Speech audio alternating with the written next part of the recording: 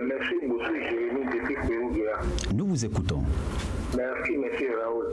Et nous avons écouté sur vos ondes le directeur du FDE annoncer que les compteurs sont disponibles. Oui, d'accord, les compteurs sont disponibles, M. Raoul. Pour moi, je suis présentement, je suis au cœur de la ville, à la rentrée de Pérouguéa. Je suis entre deux vents. Ces deux vents n'ont pas de photos. Depuis 2012, on dit que le Pérouguéa est électrifié. Ces deux vents n'ont pas de photos. Et c'est pas ces deux vents solaires. Si vous rentrez, vous venez dans le quartier de Pérouguéa, il y a beaucoup de vents qui n'ont pas de photos. Et que les gens ont construit, ils ont besoin de photos pour prendre des compteurs. Jusqu'à présent, ça a été vain. Et je gagne chaque fois. Donc je demande le directeur du SDE, ils n'ont qu'à envoyer leurs agents dans les différents quartiers pour recenser les bons qui n'ont pas de photos. Ils n'ont qu'à nous envoyer les photos pour que nous allons prendre aussi des compteurs. Ça aussi, ça fait du chiffre d'affaires. Parce que si on n'a pas de photos, comment nous pouvons prendre les compteurs? Et qu'on dit que les compteurs sont disponibles. Donc, je les en prie, ils n'ont qu'à pardonner, ils n'ont qu'à nous envoyer des photos. Là qu'on a déposé notre compteur, je vous dis que les voleurs, ils nous coupent des fils, ils nous volent des fils chaque moment, on pose dans le noir. Ça, c'est pas du tout bien. Comment on serait dans la ville comme ça, et qu'on n'a pas de photos dans les bon, et que chaque fois on souffre de D'accord, on a compris, Jérémy Bossou, votre préoccupation est notée. Très bonne journée. 65 10 01 01, 65 10 01 01. Bonjour. Oui, c'est que à qui ai-je l'honneur? C'est Marcus Augustin qui revient, monsieur le journaliste. Nous vous écoutons. Oui, monsieur le journaliste, la vie des Béninois dans les marchés aujourd'hui, c'est misérable. Allez demander aujourd'hui le prix du Waneri de maïs. Ça grimpe. Les prix des denrées alimentaires de première nécessité aujourd'hui, vraiment ça ne va pas dans notre pays. Et nos autorités là ne songent pas à faire des subventions pour que ces prix-là baissent. Le riz aujourd'hui, le sac est à près de 27 000 francs le sac. Alors que le riz que nous prenons à 20 000 francs, 18 000 francs, ça a presque doublé. Et vraiment, on va où avec tout ça là? Vraiment, ça ne va pas. Ça ne va pas dans notre pays. Surtout nous les pauvres là. Vraiment. L'État n'a qu'à essayer de regarder un peu, faire des subventions. Aujourd'hui, tout est laissé à la charge des Béninois. C'est pas sérieux. Monsieur le journaliste, je vous remercie. On vous a compris, Marcus Augustin. C'est votre deuxième et dernier passage pour le compte de cette rubrique. Très bonne journée à vous. 65 10 01 01. Nous allons poursuivre avec un autre intervenant. Bonjour. Bonjour, Raoul, Steve Gounouko. À qui ai-je l'honneur? Du quartier Pérouguéa. Nous vous écoutons. Merci, monsieur le journaliste. Qu'est-ce qui se passe à la municipalité de Parakou? Il est allé à l'Assemblée nationale. Monsieur Antoine Aromadiko, votre ligne se dégrade. Malheureusement, on ne pourra pas vous prendre. Rappelez-nous pour qu'on puisse mieux vous entendre et rappelez-nous avant la fin de cette émission. 65 10 01 01. Bonjour. Bonjour, monsieur le journaliste. À qui ai-je l'honneur? Nous vous écoutons. Ce matin, je pleure le silence et surtout la disparition de notre papa Hilaire Afoko. Depuis plus de 3 semaines, j'ai constaté que vraiment son absence nous a créé beaucoup de soucis. Ces derniers, à travers votre canal, tous les Béninois, et surtout ceux de Parakou en particulier, sont bien adhérés sur comment respecter les codes de la route. Je crois bien qu'après Hilaire Afoko, on n'a pas trouvé celui-là qui va assurer la sécurité de la population en sensibilisant comme ce dernier le faisait. C'est pour cela, j'ai pris pour le repos éternel d'un côté de son âme, pour que dorénavant les gens puissent copier les icônes comme ce dernier lorsqu'ils disparaîtront ou bien lorsqu'ils vont prendre les temps de repos ou bien les retraites. Il y a toujours donc celui-là qui va venir impérativement les remplacer pour que la lutte soit continuelle. Malheureusement, nous sommes restés. J'aimerais quand même attirer l'attention de nos gouvernants. Le coût de la route, normalement, ne devrait pas être quelque chose qui soit compliqué. Parce qu'impérativement, nous allons emprunter les voies. Et il faut connaître bien ce que la voie dit avant de l'amener. Malheureusement, nous avons des gens qui meurent de façon tragique comme des animaux. Et ça ne dit rien, on est prêt à pleurer, à dire à son âme, prenez 500 enveloppes, et puis c'est fini. Oui, c'est très triste. Moi, j'aimerais quand même demander le gouvernement qu'on instruise déjà que lorsque l'élève atteint la première, que le cours de la soit impérativement enseigné qu'on appelle la prévention routière.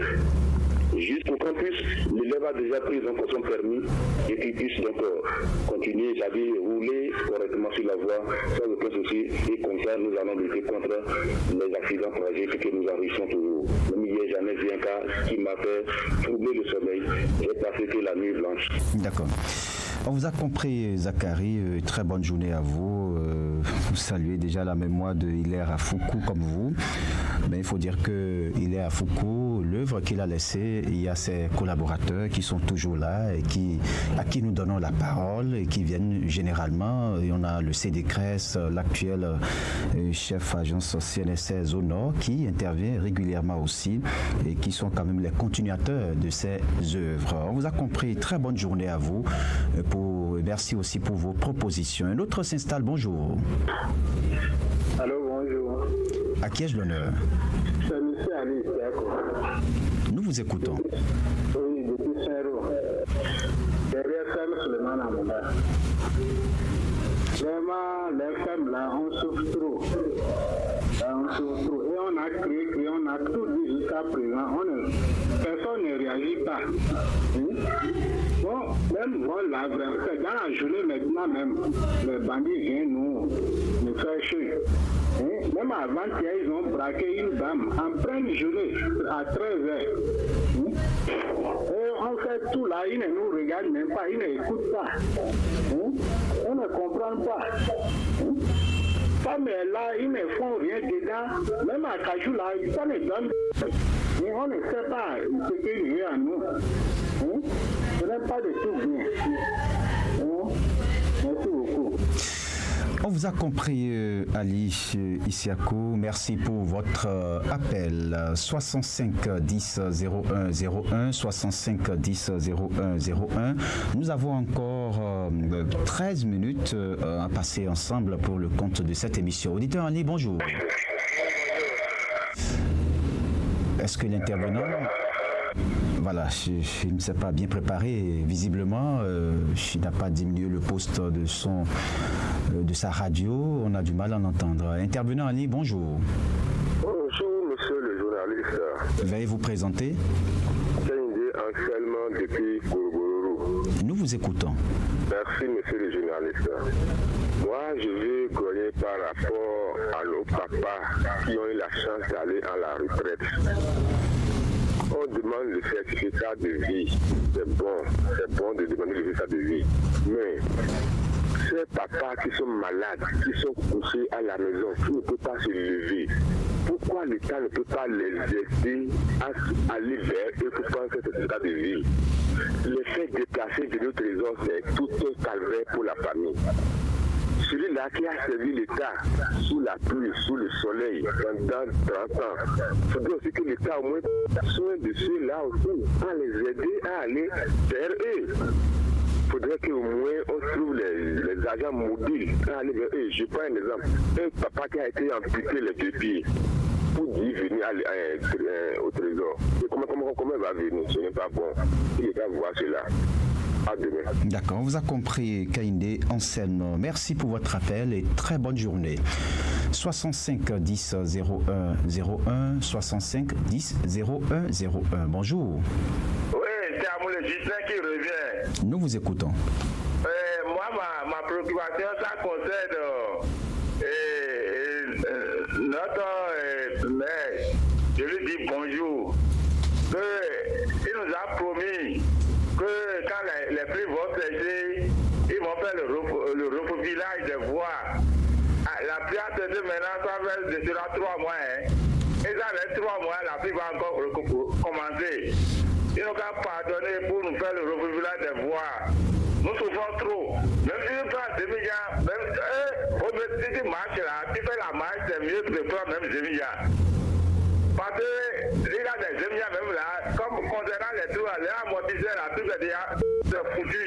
Et tu dis, mon fils, l'engin là, vraiment, c'est un calvaire total. Que le maire, le collège des conseillers de la municipalité qui ont qu'à voter pour que le maire puisse décaisser l'argent pour qu'on puisse nous faire le refouillage des voies et le rechargement des voies. D'accord. Je vous remercie. Bonne journée, Fraternité FM. C'est nous qui vous remercions, Justin Amoulé. Très bonne journée à vous. 65 10 01 01. On va prendre un autre auditeur qui s'installe. Bonjour. À qui ai-je l'honneur? On m'appelle Ayano Didan, j'appelle de Amaouyon. Nous vous écoutons. Ok, monsieur le journaliste, on demande pardon le préfet, le maire. Ils n'ont qu'à venir voir l'endroit avec nous. Veuillez là, à côté de votre comment dire, radio là. Le train ne fonctionne pas encore. Il fait le train là, ça bloque quand tu quittes de votre côté pour aller à l'Ubaïka. Le fait là, pour monter avec moto, même voiture, c'est un problème. Tu vas aller à gauche, comme vous allez cogner avec ceux qui viennent de l'Ubaïka. Et l'endroit là, c'est gâté. Ça amène problème, accident aux autres de jour là-bas. Il y a déjà sauvé une dame là, il y a ni. On demande, ils n'ont qu'à venir. C'est moi qui a fait la voie là. Effectivement, même la mairie peut voir, les Chinois sont là aujourd'hui pour arranger parti là. Ce n'est pas bon. Tout un accident, ça se passe là-bas. Je quitte là, je demande pardon à la mairie. C'est un compliment de tribunal là. J'ai passé année passée. Il y a un bâtiment, ils ont fait, ils n'ont pas monté tout. Ils ont mis bâche pour fermer comme fenêtre. Un matin vient, ils n'ont qu'à aller voir que ça ne va pas. Mairie, pardon. Les enfants sont à matin vient. Ils n'ont qu'à aller voir compliment de tribunal là. J'ai vu là-bas là, les enfants là, ils souffrent là-bas. Un matin vient, pardon. D'accord, on vous a compris. Non, malheureusement, le temps est parti. Dieu donné à Yéno. Merci pour votre appel. 65 10 01 01. Auditeur Ali, bonjour. Oui. Bonjour, le journaliste. À qui ai-je l'honneur? C'est ma frère Tassou depuis Béhéro. Nous vous écoutons. Vous savez, toujours dans un pays qui a beaucoup de vols, l'infidélité et encore des divorces dans les foyers, mais toi dans ta tête en même temps que ce pays ne va pas. Et comme ça, il faut chercher le moyen, comment faire pour faire vivre un peu cette population, monsieur le journaliste. Aujourd'hui, vous voyez ce qui se passe avec des vols aujourd'hui. Un enseignant que je connais qui va à l'école et avant-hier matin, il va passer sa moto facilement avec le coucou. Et si vous sortez dans la nuit, vous voyez bien, vous êtes des journalistes, vous sortez dans la nuit, vous voyez bien de gauche à droite. C'est comme ça dans le foyer aussi. Tous les gars, c'est des bagarres. Dis-toi en même temps que ce pays, ça ne va pas. Il faut qu'ils cherchent un moyen pour les populations. Ce n'est pas seulement dans les radios de parcours que les gens crient, même partout. Ça veut dire qu'il faut capter la radio à la fin, vous allez écouter. Ça veut dire que le bénin ne va pas. Il n'a qu'à aller s'asseoir, penser, voir comment faire pour vivre mieux aux populations. Vraiment de gauche à droite, c'est de cri. Lorsque tu es un père de papa et tu n'as pas trouvé à faire, même tu es malade aux têtes, au milieu, juste en bas, même une femme qui va au marché, elle ne va pas. Mais sans l'idée va penser à l'effet du désordre. Comme ça ne va pas, il faut s'asseoir et voir comment faire. Qu'est-ce qu'on va faire? C'est ce que je leur demande. D'accord. Je leur donne la chance de comprendre. Je vous laisse la vie. On vous a compris, M. Tossou. Merci pour votre appel. Très bonne journée à vous. 65 10 01 01. 65 10 01 01. Un autre qui est en train de s'installer, voilà, sur la ligne. Nous avons encore quelques minutes à passer. Auditeur Ali, bonjour. Bonjour, M. Raoul. À qui ai-je l'honneur? Yami Beta Petiro. Pardon? Yami Bertin à Tétiro. Nous vous écoutons, Bertin. Merci, M. Raoul. Il y a un truc de jeu au niveau de chez Tétiro, au niveau du marché là. La voie qui ne fait pas de coupe, mais le chez là. En tout cas, on connaît le marché là. Oui. Les élèves sont surtout dedans, les élèves. Il ne fait pas la faute aux parents des élèves ou celui qui a créé le centre de jeu là, ou celui des élèves, mais il ne fait pas. Il faut condamner là. Et les élèves sont toujours là, tout rempli. Mais pas refuser. Le jeu là, il peut suivre les enfants là, ils viennent dans les week-ends. Vous voyez? Où les parents donnent rien pour aller à l'école. Ok, ils ne savent pas que les enfants sont déjà en train de faire le jeu. Ils rentrent en classe. Pour finir très rapidement, c'est concernant de la route. Si la route tue, nous-mêmes, le problème de Guinée, nous-mêmes, Africains, là, c'est nous-mêmes. Les gens voient souvent les situations où, comment là, ils vont rentrer dedans. Vous voyez, à cette de la route là, on ne peut pas dire la route qui est trop tôt. Nous-mêmes, nous avons les yeux. Hein? Si les projections des routes là font leur travail, nous-mêmes, nous voyons, mais pas pour ce qu'il y a. Si vous voyez ce qu'il y a pour soi en lui, là, si on met ce point là, si merci, on va encore revenir. Bonne journée, monsieur Raoul. On vous a compris. Très bonne journée à vous. 65 10 01 01 65 10 01 01. Auditeur en ligne, bonjour. Bonjour, monsieur le journaliste. À qui ai-je l'honneur? C'est Abdoulaye Issa, chef de quartier d'Amagoro. Nous vous écoutons. Merci, monsieur le journaliste. Nous, les chefs de quartier de la ville de Parakou, on regarde les rétroviseurs à cause du télé.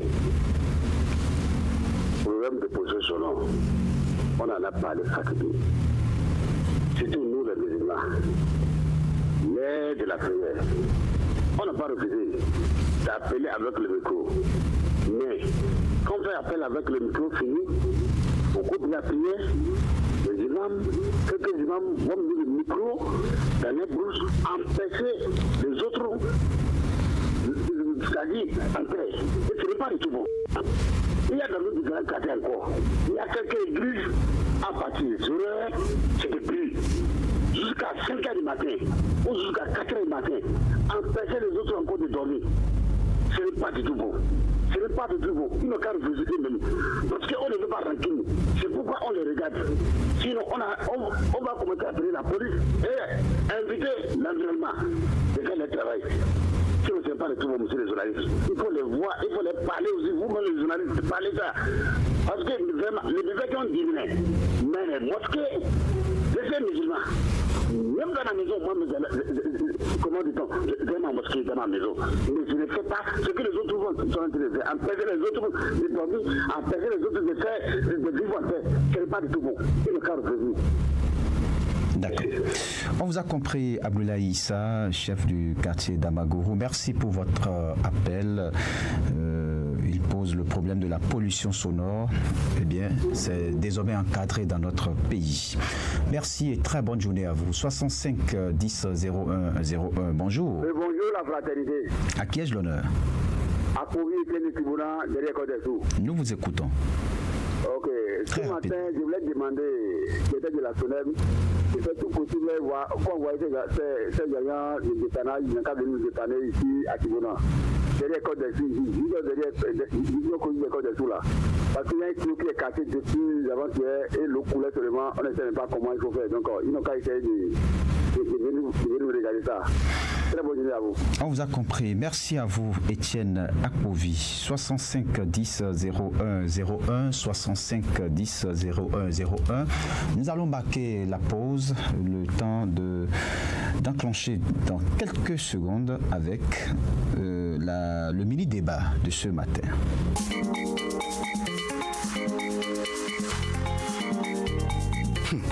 Bio, je ne comprends pas. Regarde Ali, mon fils de 5 ans là.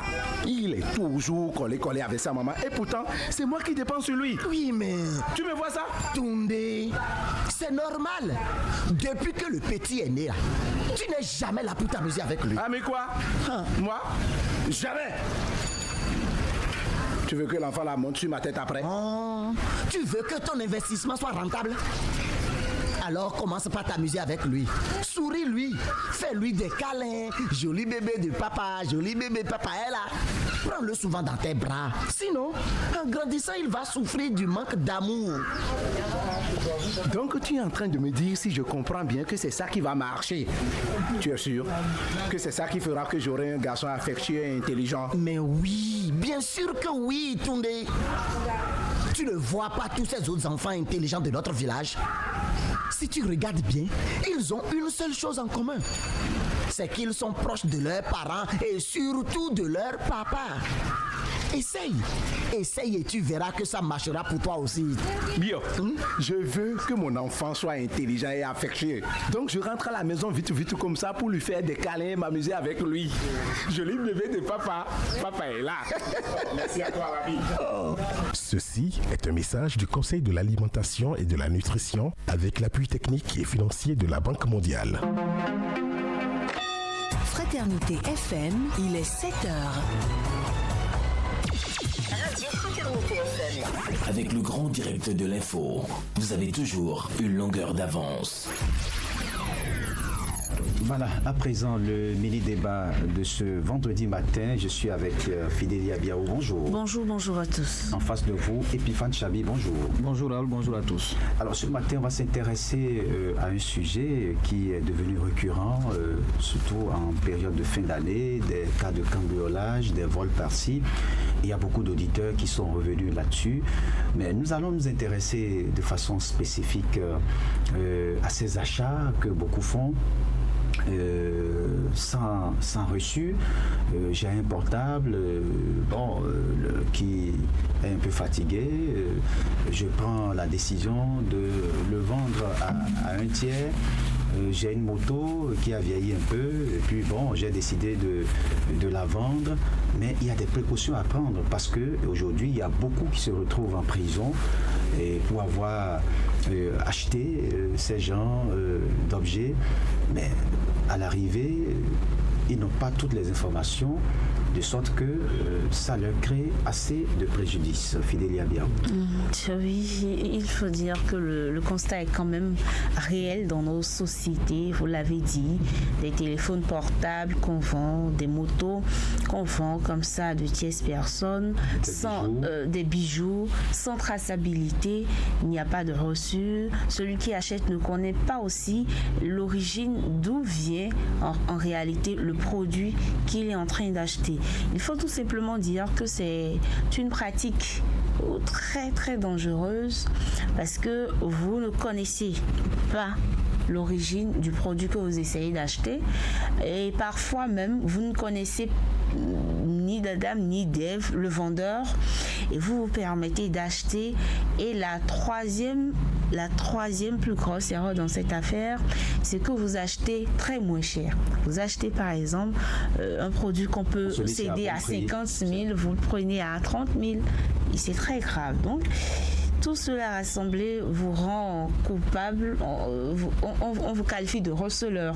On vous qualifie de receleur parce que vous avez suivi le butin d'un cambriolage, par exemple, d'un vol ou d'un braquage, sans pour autant être impliqué dans le crime. Mais parce que vous avez acheté le butin du criminel, du supposé criminel, vous êtes un receleur. Et si je ne me trompe, le receleur et le voleur, c'est la même peine. Donc il faut faire très attention ces derniers temps, surtout que nous sommes en fin d'année. Des gens vous diront qu'ils ont envie de vendre leurs biens pour gagner un peu d'argent, mais faites attention si vous ne connaissez pas celui qui vous vend le produit, si vous ne connaissez pas à l'origine de ce qu'on est en train de vous vendre. S'il n'y a pas de traçabilité, il faut carrément vous abstenir de l'acheter parce que ça ne sert à rien de vous créer inutilement de problèmes. Et c'est beaucoup plus récurrent avec les téléphones portables. Et même à n'importe quelle période, ça se fait. Les gens vous vendent des téléphones que vous trouverez en boutique à 180 000. On vous vend ça à 100 000, même à moins de 100 000, vous gagnez le téléphone. Donc c'est très dangereux. C'est quelque chose à éviter carrément.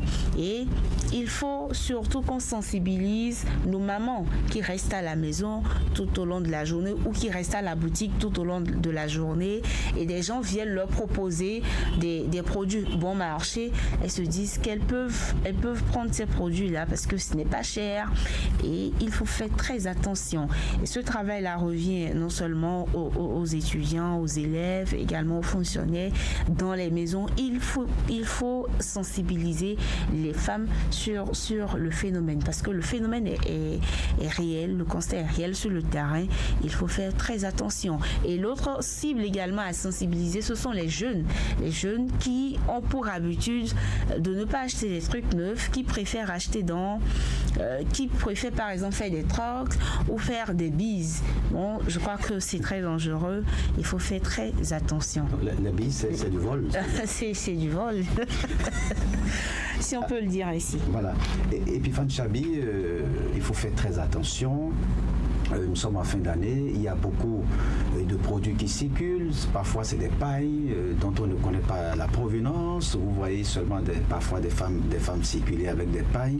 Vous savez, il y a quelques années en arrière ici à Parakou, on a arrêté un réseau de voleurs de paille. Mais ces pailles ont circulé à Parakou, des gens ont vendu, peut-être à moindre coût, comme le disait Fidéli Abiaou, c'est des postes téléviseurs qui peut-être sont dérobés quelque part, mais qu'on vient vous céder à un coût moindre et vous dites c'est bon marché, mais c'est risqué finalement.